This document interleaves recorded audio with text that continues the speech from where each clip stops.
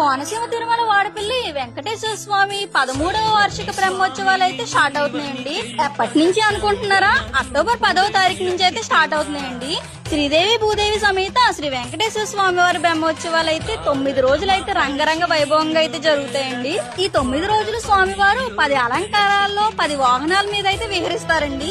అవేంటంటే 10వ తారీఖు పరవాసుదేవ అలంకారంతో శేషవాహన సేవ, 11వ తారీఖు సరస్వతి అలంకారంతో అంశవాహన సేవ, 12వ తారీఖు కోదండరామ అలంకారంతో హనుమద్వాహన సేవ, 13వ తారీఖు యోగ నరసింహ అలంకారంతో సింహవాహన సేవ, 14వ తారీఖు మలయప్పన్న అలంకారంతో గరుడ వాహన సేవ, 15వ తారీఖు ఉదయం శ్రీకృష్ణ అలంకారంతో సూర్యప్రభ వాహన సేవ, రాత్రి మోహిని అలంకారంతో చంద్రప్రభ వాహన సేవ, 16వ తారీఖుని రాజాదిరాజ అలంకారంతో గజవాహన సేవ, 17వ తారీఖు ఉదయం కల్పవృక్ష వాహన సేవ అండి. రాత్రి అయితే కల్కి అవతారంతో అశ్వవాహన సేవ అండి.